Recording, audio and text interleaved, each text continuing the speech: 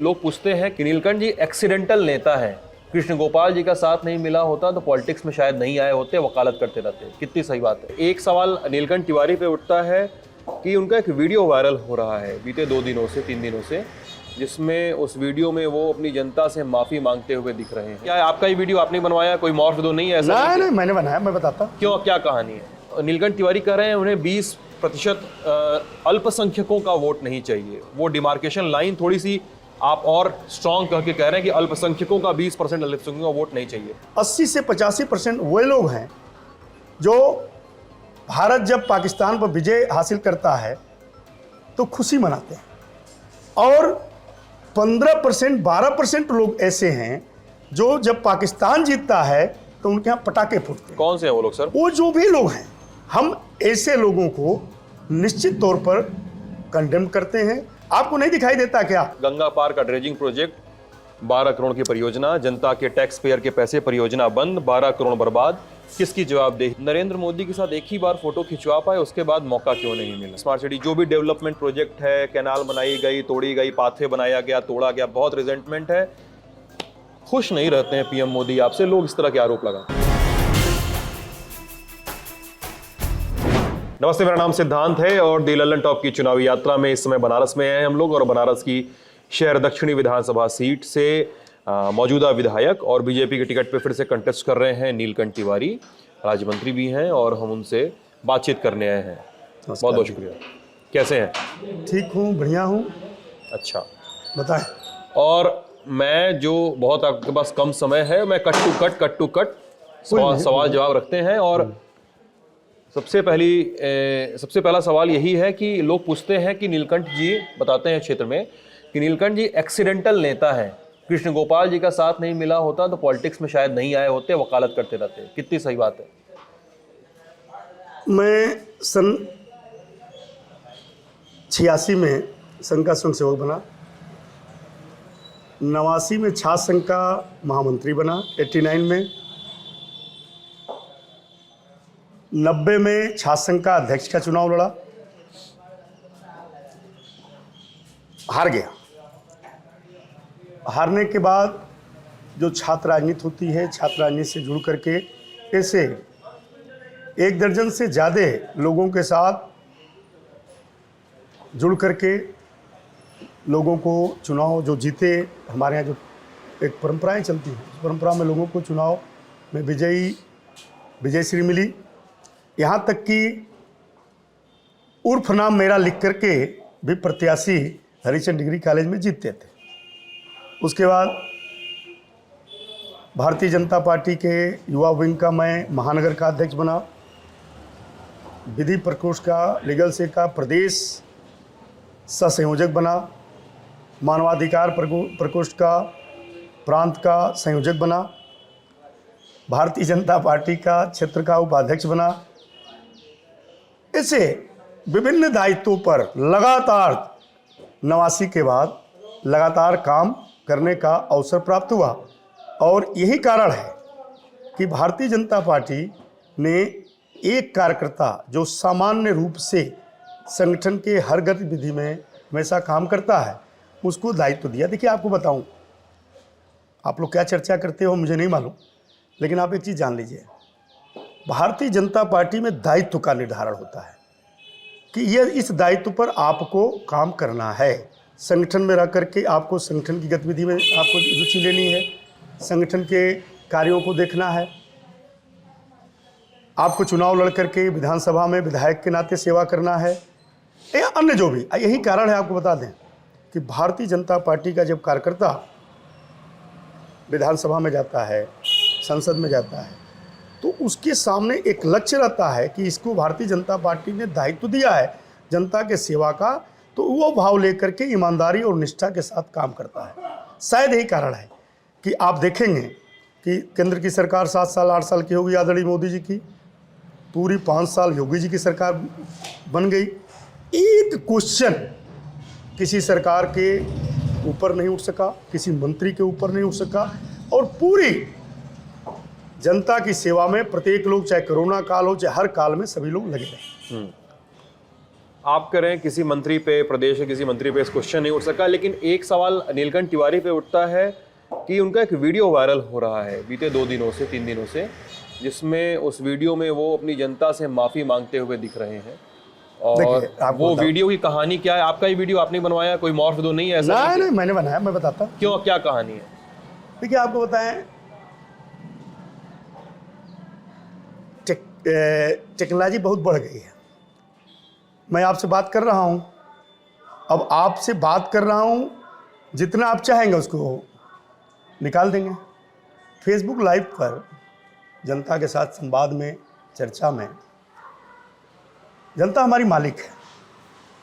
जनता ने अपने अधिकारों को जो संविधान में लिखा है, अपने जनप्रतिनिधि के माध्यम से रिप्रेजेंट करने का एक क्षेत्र की जनता अधिकार देती है। तो वह काशी की जनता, दक्षिणी की जनता ने मुझे अधिकार दिया। मैं रोज़ जवाबदेही लिखता हूँ अपना, जो हमारा फेसबुक अकाउंट है ना, प्रत्येक दिन जो भी मैं करता हूँ, रात को 10-11 बजे रोज़ नियमित, मेरे फेसबुक अकाउंट का आप भी देख लीजिएगा, नियमित जो मैंने दिन भर किया उसको लिखा। मैं जनता के साथ संवाद करता हूँ रोज़, और उस जवाबदेही में भी उनसे जो मार्गदर्शन मिलता है उसके अनुसार काम करता हूँ। लोग जो हमसे मिलते हैं, ग्रुप के लोग, अलग संगठन के लोग, एक वाराणसी विकास समिति भी है यहाँ पर, उस वाराणसी विकास समिति के लोगों के साथ भी हम लोग चर्चा करते हैं, चर्चा करके विकास की योजनाओं पर काम करते हैं। मैंने अपने फेसबुक लाइव में कहा कि जवाबदेही के माध्यम से रोज़ के गतिविधि आपको मैं देता रहा हूँ। जो भी विकास की योजनाएं जितने लोगों ने बताई उसको करने का प्रयास किया हूँ। फिर भी यदि आपके किसी बताए हुए कार्य को करने में मैं सफलता नहीं हो पाया, तो उसके बारे में व्यक्तिगत रूप से मिलकर के हमसे आप बात भी कर सकते हैं। यही शब्द है, व्यक्तिगत रूप से बात भी कर सकते हैं। और मनुष्य हूँ, किसी कारण से वह कार्य नहीं हो पाया होगा, इसके लिए क्षमा चाहता हूँ, आने वाले दिनों में उसको करूँगा। इसमें यदि आपको लगता है कि यदि मैंने कोई अपराध किया है, तो ये अपराध मैं बार बार करूँगा, क्योंकि जनता यदि हमसे कहेगी, और यदि मैं किसी कारणवश, किसी समस्या के कारण, किसी दबाव, किसी परिस्थिति के कारण यदि कोई काम नहीं हो पाया, तो मैं तो भाई, घर में भी लोग कहते हैं भाई ये काम इस कारण से नहीं हो पाया। इसीलिए मैंने पूरा फेसबुक पर लिखा अपने लाइव में, 1 घंटे का लाइव है जी, एक एक कार्यों को बताया। एक एक कार्यों को बताने के साथ साथ मैंने कहा कि कई काम छूट गए होंगे, छूट गए, यदि छूट गए हैं तो आप व्यक्तिगत रूप से मिलकर के हमसे बात करिएगा, और उसके लिए मैं व्यक्तिगत रूप से आपसे क्षमा प्रार्थी हूँ कि यह काम छूट गया, आने वाले दिनों में इसको करूँगा। इसमें क्या विषय है? चलिए, मैं इसे इनकार नहीं करता जी, वो हमारे मालिक हैं। मालिक है, यदि उन्होंने कोई काम हमको बताया, यदि उन्होंने कुछ कहा हमसे करने के लिए, तो मेरा दायित्व है करने का। वो मैं नहीं कर पाया होगा किसी कारण से, परिस्थितियों के कारण से, कोरोना के कारण से, तो मैंने जरूर कहा उनसे कि देखो भाई, एक समस्या रही। अच्छा नीलकंठ जी, मैं खुद बनारस का बाशिंदा हूँ, और इसलिए कुछ चीज़ें शायद मैं अपने दिल से भी जानता हूँ। अपनी जानकारी, मेरी फर्स्ट इन्फॉर्मेशन मेरी खुद की है। अच्छा ये बताइए कि मैं ये जानना चाह रहा हूँ कि दक्षिणी में घूमने पे ये लोग ये बताते हैं कि मंत्री जी कभी दिखे नहीं, मंत्री जी ने एक ऑफिस भी नहीं खोला, जगह मिली, आपके कई सारे जानने वाले ये बताते हैं कि जगह मिली और मंत्री जी ने एक दफ्तर भी नहीं खोला कि जहाँ लोगों से मिलें, लोगों की समस्याएं सुने। ब्राह्मण और बनिया वोटर इस विधानसभा सीट पे हैं बाहुल्य में, और बातचीत में तो एक प्रैक्टिस में तो वो बीजेपी के कोर वोटर गिने जाते हैं, लेकिन इतना रिजेंटमेंट है कि उस वजह से मंत्री जी को लाइव करके सामने आना पड़ा, माफ़ी मांगनी पड़ी अपने वोटरों से अनुपस्थित रहने के कारण। देखिए, आपको फिर भी सुनिए, मेरा निशीबाग कार्यालय है, वो भारतीय जनता पार्टी का महानगर कार्यालय है। वो नित्य हम वहाँ पर बैठते भी हैं। हर वार्ड में कार्यालय है, आप लोग एक बार अभी भी घूमेंगे तो आपको मिल जाएगा। हर वार्ड में कार्यालय है, एक अस्थायी जगह है जहाँ पर हम लोग रोज़ बैठते हैं। और यदि मेरे बारे में भी ये चर्चा हो सकती है, मैं क्षेत्र में घूमा नहीं, मिला नहीं, तो उसके बारे में तो मैं कुछ चर्चा नहीं कर। यदि आप बनारस के हैं तो आपको पूरी जानकारी होगी कि मैं कैसे घूमता हूँ, कहाँ चलता हूँ, कैसे रहता हूँ, क्या बात करता हूँ, ये सभी चीज़ें आपको जानकारी में होगी। किसी चाय की दुकान पर भी आप मुझे खोज सकते हैं, कहीं पान की दुकान पर भी खोज सकते हैं, किसी रास्ते में चलते हुए, अपने गाड़ी चलाते हुए, आज तक मैंने कभी भी सरकारी व्यवस्थाएं नहीं लीजिए अपने विधानसभा क्षेत्र, अपने शहर में। हमेशा अपने गाड़ी से, ज़्यादातर समय पर मोटरसाइकिल से, ज़्यादातर समय तक अपने गाड़ी चलाते हुए घूमता हूँ। किसी को कोई वीआईपी कल्चर से परेशानी ना हो, उसके लिए कोई वो नहीं किया। साथ ही साथ जहाँ बैठे हैं आप यहाँ से आधा किलोमीटर 500 मीटर दूरी पर हमारी विधानसभा शुरू हो जाती है। आपको पता ना, ये जानकारी होगी कि नहीं, ये काश्मीरीगंज जो है और इधर ये जो काश्मीरीगंज का आखिरी इलाका है, वो आखिरी इलाका हमारी विधानसभा है। यहाँ से 500-400 मीटर है संकुलधारा पोखरे से जुड़ा हुआ, तो वो भी एक विषय है, ये भी उपलब्धता है। साथ ही साथ नवाबगंज में हमारा वार्ड है, कार्यालय है, कोनिया में कार्यालय है। देखिए, चुनाव में अलग अलग चीज़ें लोग चर्चा करते हैं, लेकिन कहीं किसी की चर्चा को कोई वोटरों के बीच न रहने की बात पर बताया तो मैंने मैं रोज रहता हूँ जी, रोज रहता हूँ, प्रत्येक व्यक्ति से मिलता हूँ, एक एक कार्य। वोटरों से बात करिए ना, वोटरों से बात करिए। एक चीज़ आप ये जान लीजिए कि थोड़ा सा आपको इस पर जरूर चिंतन करना पड़ेगा कि प्रदेश के दायित्व, विधायक के दायित्व, पार्षद के दायित्व, प्रधान के दायित्व, सबके दायित्वों का वितरण करना पड़ेगा। एकदम। ये कहा जाता है कि 19 में लोकसभा चुनाव लड़ना चाहते थे, कितनी सच्चाई है इस बात में? कौन? आप? अरे नहीं भाई, नहीं, देवरिया जाने का मूड नहीं था? नहीं, ऐसा कुछ नहीं। मैं बाबा का भक्त हूँ, आपको मैं बताऊँ। ऐसे देवरिया लोकसभा जाने का मूड था कि नहीं? कभी नहीं था जी, कभी न था न कभी होगा। और आपको बताएं, संगठन यदि कहेगा भी तो मैं प्रणाम करूंगा, एक बार आग्रह करूंगा कि मुझे बाबा की सेवा में रखा जाए, क्योंकि बाबा के प्रति आपको मैं बताऊं 30-35 साल से मैं सोमवार का व्रत रखता हूं। बाबा भोलेनाथ का बिना नागे दर्शन करता हूं हर सोमवार को। यदि काशी में हूं तो संकट मोचन जी का मंगलवार को दर्शन करता हूं, बुधवार को गणेश जी का दर्शन करता हूं। ये बाबा की नगरी है, मैं कोशिश करता हूं कि यदि मैं हूं उस दिन पर तीनों का दर्शन मिले। और देखिए, आपको मैं बताऊं, काशी अध्यात्म की नगरी है, काशी की गलियां खींचती हैं लोगों, और वह व्यक्ति जो विदेश से आता है वो भी काशी का हो जाता है। आप कैसी बात कर रहे हैं कि काशी छोड़ने की? काशी से कोई दूर नहीं जाना चाहता जी। अच्छा, आप अध्यात्म और धार्मिक आस्थाओं की बात कर रहे हैं और धर्मार्थ कार्य राज्य मंत्री भी रहे हैं आप, तो एक बयान है 80-20 का। बता देता हूँ आपको। हाँ, क्या 80-20 का? 80-20 का एक बयान है योगी आदित्यनाथ का, वो वायरल हो रहा है कि ये चुनाव 80-20 का है। और पत्रिका में मैं खबर पढ़ रहा था जिसमें आपने एक 80-20 का बयान के कई सारे अनुवाद कई सारे पॉलिटिकल पंडित करते हैं कि 80 राष्ट्र प्रेमी है। मैं बताता। अरे सर, मेरा बयान सुन लीजिए। और 20 राष्ट्र विरोधी हैं। और मैं वो खबर पढ़ रहा था, उसमें लिखा था कि आप नीलकंठ तिवारी कह रहे हैं उन्हें 20% अल्पसंख्यकों का वोट नहीं चाहिए। वो डिमार्केशन लाइन थोड़ी सी आप और स्ट्रॉन्ग करके कह रहे हैं कि अल्पसंख्यकों का 20% अल्पसंख्यकों का वोट नहीं चाहिए। इसको सुने आप, ध्यान सुने। देखिए, आदरणीय योगी जी का जो भाव है, जिस सेंस में लोग ले बर्बाद से, लेकिन मुझे जो लगता है 80-85% उत्तर प्रदेश में ऐसे लोग हैं जो हमेशा उत्तर प्रदेश को उत्तम प्रदेश बनाना चाहते हैं, हमेशा भारत को परम वैभव पर पहुंचाना चाहते हैं।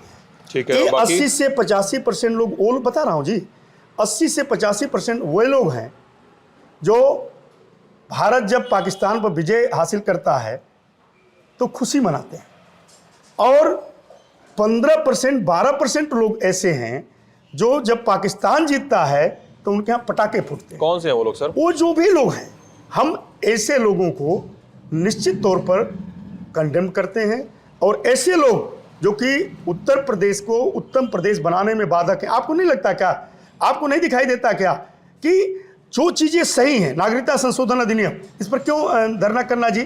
किसका नागरिकता जा रही थी आप नहीं जानते? पढ़े लिखे प्रत्येक व्यक्ति जानते हैं। क्यों धरना करना? किस लिए धरना करना? किसकी नागरिकता जा रही थी? गलत इंटरप्रिटेशन करके एक माहौल खराब करना कौन नहीं जानता है? ऐसे अनेक कार्य जो आप देखेंगे कि भारत के विकास में, उत्तर प्रदेश के विकास में, जिसको लेकर के आदरणीय मोदी जी, आदरणीय योगी जी बढ़ चुके हैं। नागरिकता संशोधन अधिनियम हो, इसका विरोध करना चाहिए क्या? आयुष्मान कार्ड सबसे ज्यादा किसको मिला? चलिए, विरोध की बात कर रहे हैं। प्रधानमंत्री आवास सबसे ज्यादा किसको मिला? शौचालय किसको मिला? मुद्रा बैंकिंग सबसे ज्यादा किसको मिला? उज्ज्वला योजना सभी लोगों को मिला जी। लेकिन उसके बावजूद भी उनको लगता है उनको ये भाव लगता है कि नहीं, ये भारतीय जनता पार्टी को हमें सत्ता में नहीं भेजना है, क्योंकि ये उत्तर प्रदेश को और भारत को परम वैभव पर उत्तम प्रदेश बनाना चाहती है। निश्चित तौर पर योगी जी का जो भाव है ये सही है, और जो ये सपा और बसपा के लोग हैं या कांग्रेस के लोग हैं, ये केवल इनका एक भाव है कि जो 80-82% हैं इसमें जाति आधार पर बंटवारा किया जाए, लेकिन जनता सतर्क और सजग है। जनता सतर्क ये भी पूछती है कि धनंजय सिंह वगैरह पे कार्रवाई नहीं कर रहे हैं। अगर आपके पास बुलडोजर इतने तगड़े हैं तो कोई बचा नहीं। धनंजय सिंह खुलेआम क्रिकेट खेलते हैं, फरारी है, यूपी पुलिस क्या कर रही है, देखिए, सवाल उठ रहे हैं। धनंजय को जिसने लिखा, जिसने देखा होगा क्रिकेट खेलते हुए, हमारे यहाँ न्याय व्यवस्था, मैं 5 मिनट और लूंगा आपके, बस 5 मिनट, ठीक है। हाँ, न्याय व्यवस्था है। न्यायालय के आदेश के क्रम में, न्यायालय के अनुसार जो भी चीज़ें होती हैं उसको सरकार पालन करती है। न्याय के निर्णय के क्रम में जो भी चीज़ें आता है, बड़े से बड़े व्यक्ति न्यायालय के अधीन है, और यह न्याय का शासन है। न्यायालय ने यदि राम मंदिर बनवाने का आदेश दिया तो पत्ता भी नहीं हुआ, राम मंदिर बना। न्यायालय यदि आदेश दिया कि इनको जेल में रहना चाहिए, न्यायालय की अवहेलना कर रहे हैं, ये अपराध कर रहे हैं, तो उनको जेल में मिलेगा। चाहे कोई हो, कोई सिंह हो या कोई अंसारी हो या कोई खान हो, कोई नहीं बचने वाला जी। चलिए, मेरा आखिरी सवाल, गंगा पार का ड्रेजिंग प्रोजेक्ट, 12 करोड़ की परियोजना, जनता के टैक्स पेयर के पैसे, परियोजना बंद, 12 करोड़ बर्बाद, किसकी जवाबदेही है? जानकारी नहीं है उसमें किसी को। देखिए, आप मैं बताऊं, वो जो काम हुआ, आपको एक विषय बताऊं, शायद जानकारी आप लोगों को नहीं है, विषय को देना चाहिए। कई सारे टैक्स पेयर का पैसा बर्बाद हुआ है सर, आपको समाज में देना चाहिए इसको। जी सर, बताएं। जो आप जिस विषय को सोच रहे हैं वैसा नहीं है। उस धार को केवल आप लोग इसको जरा सा वैज्ञानिकों से और सिंचाई विभाग से बात करिए, जो हम लोग प्लान जिस पर काम किया गया है, आपको बता रहा हूँ, लाभ मिला है जी। आप इसको देखिएगा, ये जो धार आती थी, आप कभी जाएंगे घाट के किनारे, आप जिस बनारसी हैं तो आपको ध्यान होगा, घाट के नीचे पोला हो गया है, जगह हो गई है, लाशें आके फंसती हैं। पक्के महल में जब जाएंगे, राज मंदिर वगैरह क्षेत्र में जाएंगे, पंचगंगा घाट के देख जाएंगे, दीवारें क्रेक कर गई हैं। माँ गंगा का इतना ज़्यादा फोर्स है वहाँ पर कि घाट दरक रहे हैं और नीचे से मकानें भी दरक रही हैं। उसका एक प्रोजेक्ट बना कि माँ गंगा, यहाँ पर जब घाटों पर सर्वे हुआ तो 70 से 90 फीट तक गहराई कहीं कहीं पाई गई, कि अचानक 70 से 90 फीट तक। ये हुआ कि 70 से 90 फीट की जो गहराई है, इसको 45-40 ऐसा कर दिया जाए कि ये उस तरीके का इसकी धार खत्म हो जाए। तो धार खत्म करने के लिए वो ड्रेजिंग नहीं किया गया, एक पतला नाला करके उसको बाइफरकेट किया गया, जो दिखाई भी न दे, अंदर से रहे और माँ गंगा का पाट भी न बने। तो ये इस तरीके का किया गया कि उसे अंदर से 45 फीट तक पानी के ऊपर यदि पानी होता है, 45 फीट से ऊपर यदि पानी होता है, तो उस क्षेत्र में एक, इस धार में 2 धारें अंदर, ऊपर नहीं जी, अंदर 2 धारें जाएंगी, ताकि इधर का लोड कम होगा। इस परियोजना पर काम चल रहा था, लेकिन यहाँ बता रहा चल रहा था, उस कार्य में अभी पूरा उसमें नहीं हुआ है, कुछ काम अभी बाकी है जिसको पूरा किया जाएगा। कॉरिडोर के विकास में आप पर आरोप लगे कि नरेंद्र मोदी के का जो ब्लूप्रिंट था, जो उनकी इच्छा थी, उस अनुसार काम नहीं हुआ। शॉपिंग कॉम्प्लेक्स, गेस्ट हाउस, ये सब बनवाए गए जो नीलकंठ तिवारी की दिमाग की उपज थी। उसमें जो रिजेंटमेंट हुआ, पंडित रामनाथ व्यास को जो मुआवजा नहीं मिला, तमाम लोगों के बीच में जो लोगों के मन में जो उसको लेकर काफ़ी ज़्यादा दुर्भावनाएं हैं इस पूरे प्रोजेक्ट को लेकर, वो कहीं ना कहीं उस प्रोजेक्ट को लेकर दिक्कतें आई। प्रोजेक्ट को लेकर किसी को दिक्कत नहीं, कोई चर्चा नहीं, कोई बात नहीं, हर पक्षों से बातचीत करके, चर्चा करके प्रोजेक्ट को आदरणीय प्रधानमंत्री जी के संकल्प के अनुसार पूरा विकसित किया गया है। और माननीय प्रधानमंत्री जी स्वयं एक एक चीज़ को देखते रहते हैं, कहीं कोई विवाद नहीं। कुछ लोग जो बताया ना आपको, कुछ लोग कहीं न कहीं किसी से ग्रसित होकर के बिला वजह विषय को उठाते रहते हैं, लेकिन मैं जानता हूं, मैं वहाँ का रूमने वाला हूं। अब भाई साहब, उस विश्वनाथ धाम के कार्यक्रम को आगे बढ़ाने के बाद लोकसभा का चुनाव भी हो चुका है, विधानसभा का चुनाव भी चल रहा है, कोई विषय, कोई चर्चा नहीं है जी। सब लोग संतुष्ट हैं, सबसे बातचीत करके, किसी को जबरिया नहीं, किसी को ज़बरदस्ती नहीं। यदि ज़बरदस्ती करते तो उत्तर प्रदेश और भारत में कानून और न्यायालय है, एक मुकदमे न्यायालय में नहीं है, यदि कोई ज़बरदस्ती किसी को किया गया होता तो न्यायालय में सब लोग गए होते। एक पेंडेंसी नहीं है, सभी लोगों से बातचीत करके सबके सहमति से सभी के उत्साह के साथ और काशी के प्रत्येक जन ने उत्साह के साथ श्री विश्वनाथ धाम का निर्माण कराया है और काशी की जनता नहीं, ये पूरे भारत के गौरव का इस समय केंद्र बना। चलिए आखिरी 30 सेकंड, लोग आपके साथ के जो सहयोगी रहे हैं, मैं नाम नहीं लूँगा कैमरे पे, ना ऑफ द कैमरा, क्योंकि वो एथिक्स के खिलाफ है, लेकिन लोग कहते हैं कि मंत्री जी से मिलेंगे तो पूछिएगा नरेंद्र मोदी के साथ एक ही बार फोटो खिंचवा पाए, उसके बाद मौका क्यों नहीं मिला, क्योंकि स्मार्ट सिटी के नाम पर बहुत तोड़फोड़ हुई, व्यापारियों में रिजेंटमेंट है। मंत्री जी स्मार्ट सिटी जो भी डेवलपमेंट प्रोजेक्ट है, कैनाल बनाई गई, तोड़ी गई, पाथवे बनाया गया, तोड़ा गया, बहुत रिजेंटमेंट है, खुश नहीं रहते हैं पीएम मोदी आपसे, लोग इस तरह के आरोप लगाते हैं। दोबारा चुनाव लड़ रहा हूँ, माननीय प्रधानमंत्री जी के आशीर्वाद से चुनाव लड़ रहा हूँ। चलिए, ये थे नीलकंठ तिवारी ललन टॉप से बातचीत में। आपका बहुत बहुत शुक्रिया इस बातचीत को देखने के लिए। Thank you.